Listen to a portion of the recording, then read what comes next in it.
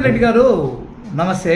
మీరు అన్నట్టుగా నా వీడియో కూడా సరైన లైటింగ్ లేదు, ఎందుకంటే చూడండి మా కెమెరామ్యాన్ లేరు, వాళ్ళు ఎటో దీనికి వెళ్తే వేరే షూటింగ్లకు వెళ్తే నేను సింగిల్గా ఉండి మీ యొక్క ఇంటర్వ్యూ చూసి సోషల్ మీడియాలో ఈ వీడియో చేస్తున్నా.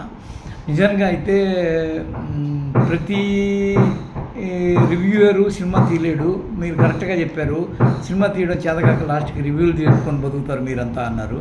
ఒక 5 లక్షల రూపాయల యొక్క ఒక చెక్ ఇస్తాను, ఆ చెక్కు తీసుకుపోయి డబ్బు డ్రా చేసుకొని మీరు ఒక షార్ట్ ఫిలిం 10 నిమిషాలు షార్ట్ ఫిలిం చేసి అది తీసుకొచ్చి నాకు ఇవ్వండి, 10 మంది 100 మందిలో ఎవరు తప్పనకూడదు అని చెప్పన్నారు. ఈ ఛాలెంజ్ని నేను తీసుకుంటున్నానండి, ఎందుకంటే నాకు ఇవ్వండి అవకాశం. ఆల్రెడీ నేను ఒక షార్ట్ ఫిల్మ్కి మా కంపెనీలోనే స్టోరీ ఇచ్చాను. ఆ షార్ట్ ఫిల్మ్ 17 మినిట్స్ ఉంది, దాన్ని తీసి మీరు ఒపీనియన్ కూడా చెప్పచ్చు.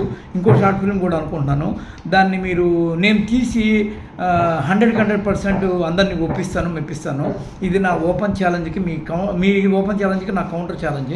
ఇకపోతే రివ్యూవర్స్ వాళ్ళ పరిస్థితి ఏంది, ఎట్లా వాళ్ళు రివ్యూలు చెప్తారు, వాటిని చూసి నిజంగానే జనం ప్రభావితం అవుతారంటే ప్రభావితం అవుతారు నా ఎరకలో.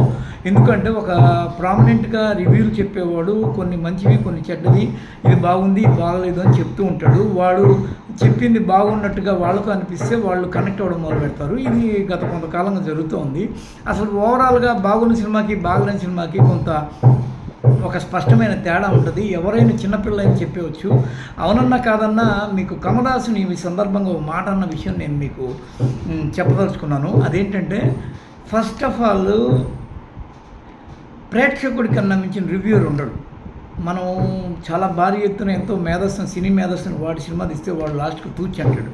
ఈ విషయంలో పవన్ కళ్యాణ్ కాదు, చిరంజీవి కాదు, కమలహాసన్ కాదు, రజనీకాంత్ కాదు, వాళ్ళు పెద్దోళ్ళే బోల్తా కొట్టారు. మొన్న రీసెంట్గా ఇదే జైలర్ సినిమా అని వచ్చిన వెంటనే లాల్ సలాం అని ఇంకోటి వచ్చింది, అది వచ్చింది రాంది కూడా ఎవరికి తెలియదు, పోయింది. అంటే ప్రేక్షకులు దాన్ని ఆదరించాలి. మళ్ళీ జైలర్ సినిమా 600 కోట్లు వసూలు చేసింది, ఎలా సాధ్యమైంది? అంటే రివ్యూయర్ చెప్పంగానే అది హిట్ అయిపోయి ఫ్లాప్ అయ్యేవి కూడా ఉండవు. ఈ విషయంలో మీరు కొంత క్లారిటీ తీసుకోవాలి. రెండో పాయింట్ ఆఫ్ వ్యూలో ఏంటంటే నేను రీసెంట్గా నా పర్సనల్ ఒపీనియన్ ప్రకారం సారంగధరియా మ్యూజిక్ షాప్ మూర్తి అని మొన్న చూశాను. వాటిలో సారంగధరియాకి ఇంకా చాలా ఎలిమెంట్స్ కావాలి.